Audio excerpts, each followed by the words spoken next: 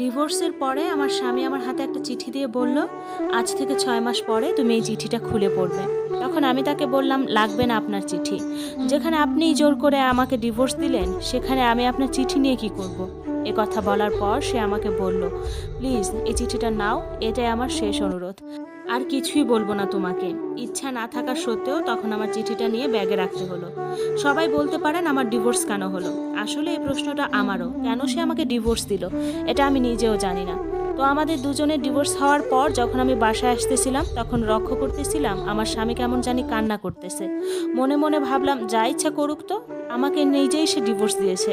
সে আমার স্বামী না, সে আমাকে ঠকিয়েছে। আজ থেকে ঠিক 4 বছর আগে আমি তার সাথে সম্পর্ক করে বিয়ে করেছিলাম, কিন্তু সে যে আমার সাথে এরকম করবে আমি কখনো ভাবতেও পারিনি। বাসায় আসার পর তো মা বাবা, আমার ননদ, আমার ভাবি সবাই আমাকে বকাবকি শুরু করলো। কেউ আমাকে ভালো চোখে দেখতো না। প্রতি রাতে ভাবতাম কি এমন করেছি আমি যে সে আমাকে ডিভোর্স দিল। অনেক কান্না করতাম, কান্না করতে করতে বালিশ ভিজে যেত। কখন যে নিজে ঘুমিয়ে যেতাম সেটাও ঠিক বলতে পারবো না। মাঝে মাঝে তো এমন হতো জাগতে জাগতে ফজরের আজানও দিয়ে দিত। এর মাঝে আমাদের বিবাহ বিচ্ছেদের 1 বছর হয়ে গেল। হঠাৎ করে মনে পড়লো আমার স্বামী তো আমাকে হাতে একটা চিঠি দিয়েছিল, যেটা 6 মাস পর খুলে পড়তে বলেছিল। মুহূর্তেই আমি যে ব্যাগে চিঠিটা রেখেছিলাম সেখান থেকে বের করে পড়তে শুরু করলাম। চিঠিতে আমার স্বামী লিখেছিল, প্রিয় মারিয়া, আমাকে ক্ষমা করে দিও তোমাকে ডিভোর্স দেওয়ার জন্য। খুব ইচ্ছে ছিল তোমাকে নিয়ে শখের একটা নীড় বাঁধবো, কিন্তু সেটা আর হলো না। জানো মারিয়া, স্বপ্নটা আমার স্বপ্নই রয়ে গেল। তুমি না জানতে চেয়েছিলা কেন আমি তোমাকে ডিভোর্স দিলাম? তাহলে শোনো, আমার ব্লাড ক্যান্সার ধরা পড়েছিল। ডাক্তার আমাকে বলেছিল সর্বোচ্চ আর 4 মাস আমি বেঁচে থাকতে পারবো। এরপর হয়তোবা দুনিয়াতে আমি থাকতেই পারবো না। কথাটা শোনার পর কি করব ভেবে পাচ্ছিলাম না। ভাবলাম যদি তুমি এ কথা জানতে পারো তাহলে আমার থেকে তুমি সব থেকে বেশি কষ্ট পাবে।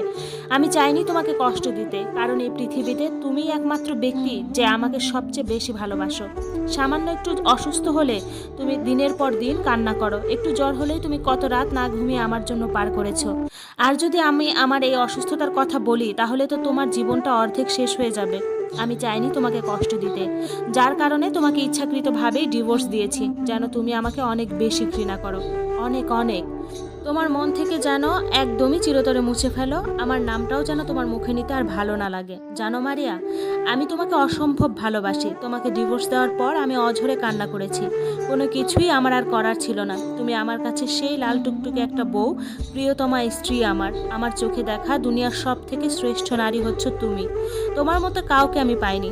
যদি আবার পুনর্জন্ম বলে কিছু থাকে আমি তোমাকেই চাইবো, কিন্তু সেটা তো আর সম্ভব না। জানো আপু, চিঠিটা পড়তে পড়তে আমি এমন এক জগতে হারিয়ে গিয়েছিলাম, মনে হচ্ছিল সেখান থেকে আর বেরিয়ে হতে পারবো না।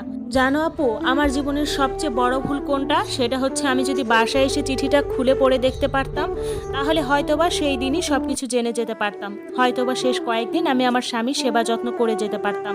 কিন্তু মনে এতটাই ঘৃণা ছিল যে চিঠিটা যে একবারের জন্য খুলে পড়ে দেখবো এটাও আমার মন থেকে টানতো না। জানো আপু, আমার স্বামী আমাকে খুব ভালোবাসতো।